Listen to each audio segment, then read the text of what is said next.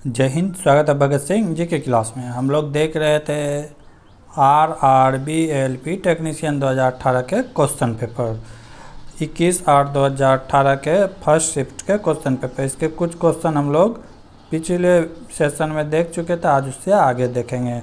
अगर आप इस सारे के 30 शिफ्ट में जो कोर्स एग्जाम हुए थे उसका PDF डाउनलोड करना चाहते हैं तो हमारे टेलीग्राम चैनल भगत सिंह जी के क्लास से जुड़े।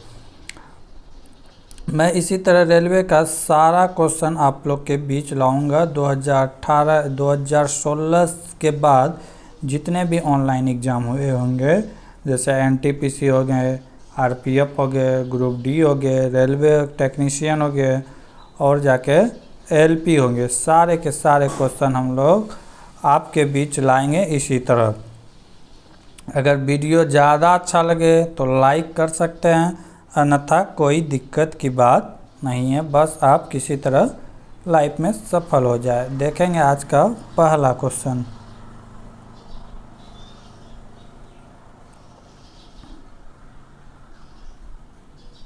ये सब क्वेश्चन पिछले वीडियो में देख चुके थे। आज यहाँ से पहला क्वेश्चन देखेंगे, 62 नंबर क्वेश्चन। यदि समीकरण x² + kx + k = 0 के मूल आवृत्ति हो तो k का मान निम्नलिखित में क्या होगा। ठीक है, क्या पूछ रहा है कि value is k with safely. ठीक है, तो बनाए। जब मूल आवृत्ति होता है तो उसका फार्मूला क्या होता है, ये याद होना चाहिए। जब मूल क्या हो, आवृत्ति हो, तो उसके लिए फार्मूला होता है b² - 4ac बराबर 0। क्या होता है, b² - 4ac बराबर 0। यहाँ से सब कुछ का वैल्यू बैठा देंगे। b का वैल्यू क्या हो जाएगा, b का वैल्यू k, x बराबर a बराबर x, b बराबर k और c बराबर भी क्या हो जाएगा k। ठीक है, a हो गया, b और c। तो b का वैल्यू क्या है k का स्क्वायर कर देंगे -4। a का वैल्यू क्या है, a का वैल्यू क्या है a है। ठीक है, a। c का वैल्यू क्या है, c का भी वैल्यू क्या है k है। एक का वैल्यू a है। ठीक है, तो एक का a का वैल्यू क्या है कि यहाँ पे x तो उसके लिए, तो यहाँ पे क्या हो जाएगा, a का वैल्यू 1 हो जाएगा। क्या हो जाएगा, 1 हो जाएगा। तो इसको हम लोग क्या करेंगे, गुना कर देंगे। k² बराबर क्या हो गया 4k = 0, यहाँ पे माइनस होगा k² - 4k = 0। ठीक है, यहाँ से क्या करेंगे, k को कॉमन लेके बाहर कर देंगे।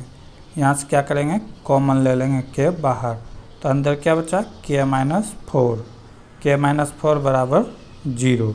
जब इसको और एक इसको जब ब्रैकेट से बाहर निकालेंगे तो k बराबर क्या हो जाएगा 4 और एक k बराबर का वैल्यू हो जाएगा k बराबर 0। तो यही क्या हो जाएगा आंसर, k = 4, k = 0। ये दोनों को एक साथ कर देंगे, ये दोनों को। ठीक है, ये माइनस में है तो उस बराबर के उस पार जाएगा तो क्या हो जाएगा प्लस में। तो ऑप्शन नंबर 1 क्या है, सही है। अगला क्वेश्चन देखते हैं। 1 से 100 तक दोनों सम्मिलित सभी संख्याओं का योग कितना होगा। तो ये सब सारे सवाल के लिए आपको फार्मूला याद रखना ज़रूरी होता है। जब कोई संख्या प्राकृतिक संख्या का योग पूछे तो उसके लिए फार्मूला होता है n × n + 1/2, n × n + 1/2। n जो होता है ये अंतिम पद होता है। क्या होता है, अंतिम पद। अंतिम पद कितना है 100 ब्रैकेट 100 + 1/2। तो क्या हो गया 100 × 101/2। इसको कटा देंगे तो कितना बार में कटेगा 50 बार में। 50 × 101 करेंगे तो कितना आ जाएगा 5050। क्या आ जाएगा 5050। तो फार्मूला याद रखने से सवाल आसानी से बन जाएगा। n × n + 1/2 होता है किसी भी प्राकृतिक संख्या का योग निकालने के लिए। अगला क्वेश्चन, दिल्ली नदी तट पर स्थित है। दिल्ली जो है किस नदी के तट पर स्थित है, तो ये यमुना नदी के तट पर स्थित है। कौन सा नदी, यमुना नदी के तट पर स्थित है। यमुना नदी के तट पर स्थित है। अगर दिल्ली की बात करें तो दिल्ली को राजधानी बनाने वाला पहला शासक कौन था? तोमर था। दिल्ली की राजधानी बनाने कौन था? तोमर। अगर यमुना नदी की बात करें तो यमुना नदी यमुनोत्री से निकलती है। कहाँ से निकलती है? यमुनोत्री से निकलती है और ये गंगा में प्रयागराज के पास आकर मिल जाती है। यमुना की लंबाई की बात करें तो 1375 किलोमीटर है। 1375 किलोमीटर है। गंगा की सबसे लंबी सहायक नदियों में से एक है कौन? यमुना नदी। अगर यमुना नदी की सहायक नदी की बात करें तो इसका सहायक नदी है चंबल है, बेतवा है, केन है, ये सब यमुना की सहायक नदी है। और यमुना किसकी सहायक नदी है? गंगा की।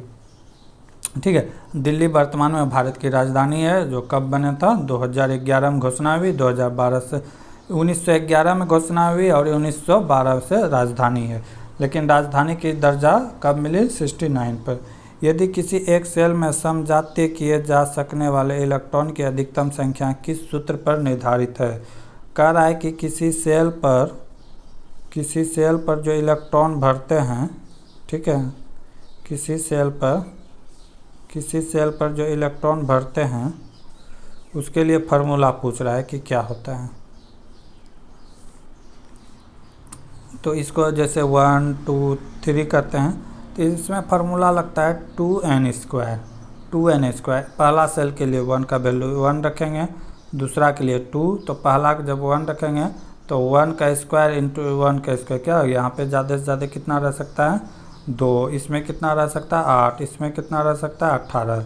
ठीक है। तो ये 2n² क्या होता है फार्मूला? 2n² के अनुसार ही सेल में हम लोग इलेक्ट्रॉन फुलफिल करते हैं।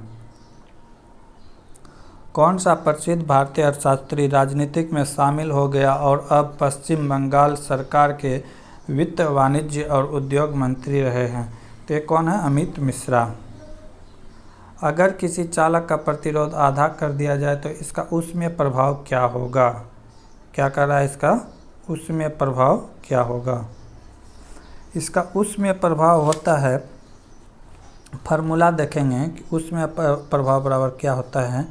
H जो कि ऊष्मीय प्रतिरोध या ऊष्मा है, ऊष्मा का मान है, H बराबर होता है I² RT। क्या होता है? I² RT। I क्या है? ऊष्मीय धारा है। I क्या है? धारा, करंट। ठीक है। R क्या है? प्रतिरोध। T क्या है? टाइम। ठीक है। तो यहाँ से क्या निकलता है कि H डायरेक्टली प्रोपोर्शनल है R का। H डायरेक्टली प्रोपोर्शनल है R का। अगर H का मान बढ़ेगा, हीट बढ़ेगा तो प्रतिरोध बढ़ेगा, अगर हीट घटेगा तो प्रतिरोध भी घटेगा। तो जितना हीट घटेगा उतना प्रतिरोध भी घटेगा। तो क्या करा? उसमें मान क्या करा है? प्रतिरोध आधा कर दिया जाए। तो आधा कर दिया जाए तो हीट भी क्या हो जाएगा? आधा हो जाएगा। क्या हो जाएगा? आधा हो जाएगा। बेसिक फार्मूला क्या है? H बराबर I² RT। यहीं से आप निकाल सकते हैं। अगला क्वेश्चन, व्यय दिए गए हैं, वर्ष दिए गए हैं, वेतन है, खर्च है, दवाई है, कर है। तो क्वेश्चन क्या कर रहा है? वर्ष 2001 से 2006 के दौरान वेतन का अनुपात प्रतिवर्ष व्यय से कितना रहा है? ठीक है। तो क्या कर रहा है कि expenditure per year during the period of इतना, खर्च और जो बचत का रेशियो पूछ रहा है कि क्या होगा। तो खर्च सारा जोड़ देते हैं, पहले सैलरी सबको जोड़ देते हैं, इसको जोड़ देते हैं। 25 6 41 41 हो गया, 63 63 हो गया, 104 104 और 50 हो गया, 154 और फिर 52, 256 हो गया। कितना हो गया? ये सारा जोड़ेंगे तो कितना आ जाएगा? 200 इतना। ठीक है। अब खर्च जोड़ देते हैं, इसको अगर जोड़ते हैं तो ये कितना होता है? ये होगा 1200। ठीक है। ये होगा 1200। अगर इस सारे को जोड़ देंगे तो ये हो जाएगा 4000। कितना हो जाएगा? 4000। इसको जोड़ देंगे तो ये कितना हो जाएगा? ये हो जाएगा 6100। कितना हो जाएगा? 6100 71। अगर ये टोटल को जोड़ देंगे, टोटल जोड़ देंगे तो कितना हो जाएगा? 71। ये तीनों जोड़ देंगे तो 71। इधर कितना है? ये तो इसको जब रेशियो निकाले तो कितना होगा 105 नहीं होगा, ये होगा जब जोड़ेंगे तो 2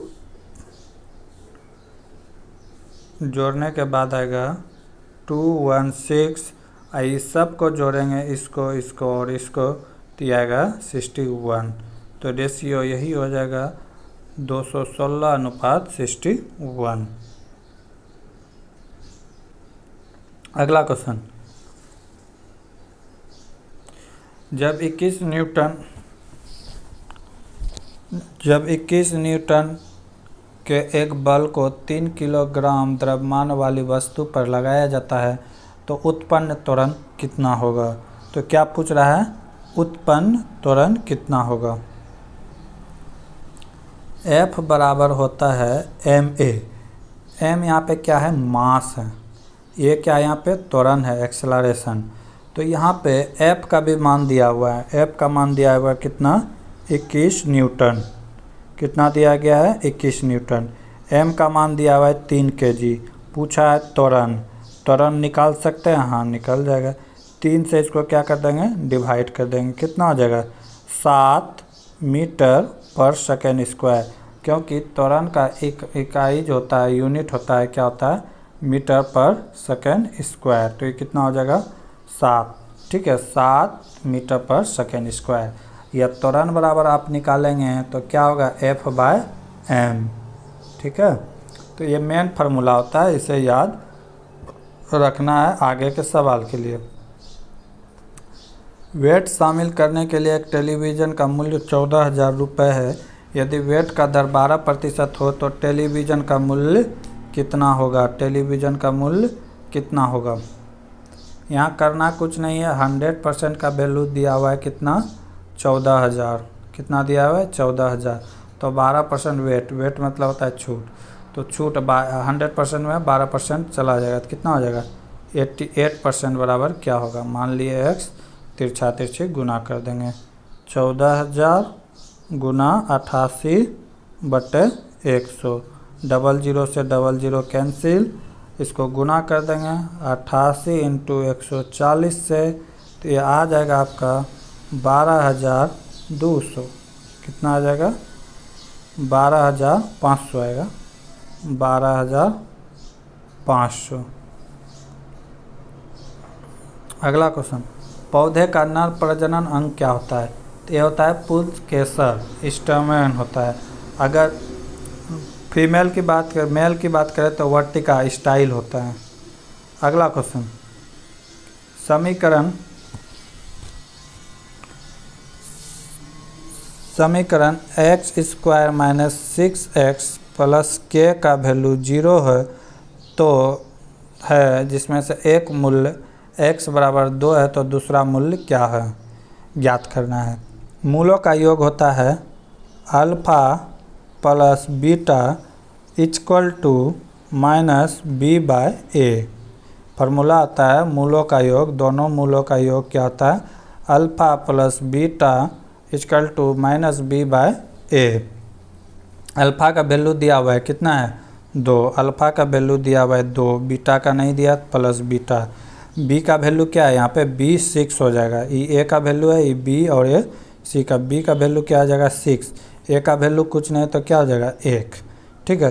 तो बीटा बराबर क्या हो जाएगा, बीटा बराबर हो जाएगा 6 माइनस, इधर ये प्लस में है उधर जाके माइनस हो जाएगा 2, तो बीटा बराबर कितना हो गया 4, यानी कि सेकेंड क्या निकल जाएगा 4, सेकेंड क्या हो जाएगा 4, क्योंकि बीटा का वैल्यू कितना आया है 4 आया है। बीटा बराबर क्या हो गया 4, तो सेकेंड का वैल्यू क्या है 4।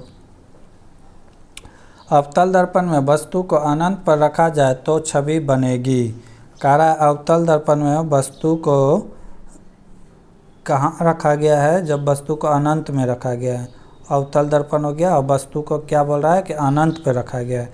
तो कह रहा है कि इसकी छवि कहाँ बनेगी, इसकी छवि जो है केंद्र पर बनेगी। कहाँ बनेगी, केंद्र पर, और वास्तविक बनेगी और उल्टा और अत्यधिक संकुचन, बहुत ही छोटा प्रतिबिंब बनेगा। अगला क्वेश्चन, 2016 में ओलंपिक कांस्य पदक विजेता साक्षी मलिक किस राज्य से संबंधित है? तो साक्षी मलिक की बात करें तो ये कहाँ से संबंधित है? हरियाणा से संबंधित है। 2016 के रियो डी जेनेरो ओलंपिक में भारत ने 2 पदक जीते थे। एक पीवी सिंधु जीते थे और एक साक्षी मलिक जीते थे। एक रजत पदक और एक कांस्य पदक, 2 पदक जीते थे 2016 के ओलंपिक में। कहाँ से थे? हरियाणा से। अगला क्वेश्चन, पैंथोकॉपी को किस रूप में परिभाषित किया जाता है? निषेचन के बिना फलों को विकसित जो किया जाता है उसे क्या कहेगा? पैंथोकॉपी कहा जाता है। तो इस तरह हमने 75 के 75 क्वेश्चन देख चुके हैं। अगले वीडियो में देखेंगे अगले शिफ्ट के क्वेश्चन आंसर। तब तक के लिए जय हिंद, जय भारत।